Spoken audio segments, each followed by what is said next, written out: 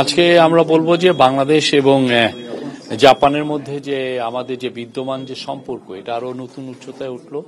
আপনারা জানেন যে জাপান আমাদেরকে প্রথম থেকে এই যে যে অভূতপূর্ব যে একটা গণ অভ্যুত্থান হয়েছে তারপরে জাপান আমাদের পাশে দাঁড়িয়েছে। আজকে জাপানি প্রাইম মিনিস্টার শিগেরু ইশিকাওয়ার সাথে আমাদের চিফ অ্যাডভাইজার প্রফেসর মোহাম্মদ ইউনূসের একটা খুবই সৌহার্দ্যপূর্ণ মিটিং হলো। $418 মিলিয়ন হচ্ছে বাজেটারি সাপোর্ট, এটা ওরা বলছে হলো ডেভেলপমেন্ট পলিসি লোন ওরা দিচ্ছে। আর হচ্ছে ঈশ্বরদী জয়দেবপুর টু ঈশ্বরদী, এটা খুবই আমাদের ইম্পর্টেন্ট একটা রেলওয়ে লাইন। আরো ওরা স্টুডেন্ট স্কলারশিপ এর জন্য আরো $4.2 মিলিয়ন। আমরা ওদের কাছ থেকে পাচ্ছি হচ্ছে 1.063, মানে $1 বিলিয়ন একটু বেশি আমরা ওদের কাছে পাচ্ছি। ফলে আমাদের আসলে এখন যে ইকোনমিক যে আমরা যে রিকভারির মধ্যে আছি সেই রিকভারিতে এটা হেল্প করবে আমাদের।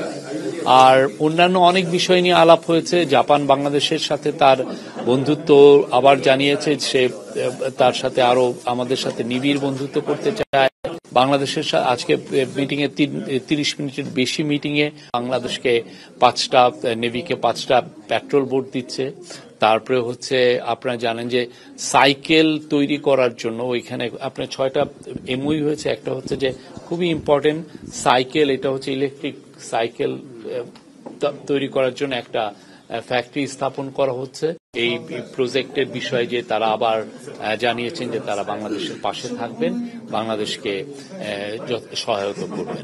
ওরা বলছে বাংলাদেশের সমস্ত কিছুতে ওরা হেল্প করবে এবং এই বাংলাদেশের যে ইলেকশনের ক্ষেত্রেও তারা হেল্প করবে। ইলেকশনে আমাদের ভোটার রেজিস্ট্রেশন এগুলো অনেক কিছু আছে, তো এটার জন্য আমরা তাদের কাছে কিছু কিছু ইস্যুতে আমরা সাহায্য চেয়েছি। তারা জানিয়েছে যে তারা আমাদের পাশে থাকবে। প্রবাসী বাংলাদেশিদের কাছ থেকে, বিশেষ করে জাপানিদের কাছ থেকে উনি অনেক কথা শুনলেন। তাদের অনেক বক্তব্য ছিল, উনি প্রত্যেকটা কথাই শুনেছেন, অনেকে তাকে লিখিতও জানিয়েছেন। তো আমরা প্রবাসীদেরকে আপনারা শুনেছেন উনি কি বলেছেন। তো আমরা মনে করছি যে প্রবাসীরা they will play big role, because আমরা বাংলাদেশ থেকে 1 লক্ষ বাংলাদেশিকে জাপানে রিক্রুটমেন্ট মানে জাপানের আমরা জব অপরচুনিটি তৈরি করার চেষ্টা করছি। তো সেই জায়গায় প্রবাসীদের একটা বড় রোল আছে যে তারা এখানে ব্রিজ বিল্ডার, ব্রিজিং হিসাবে কাজ করবে।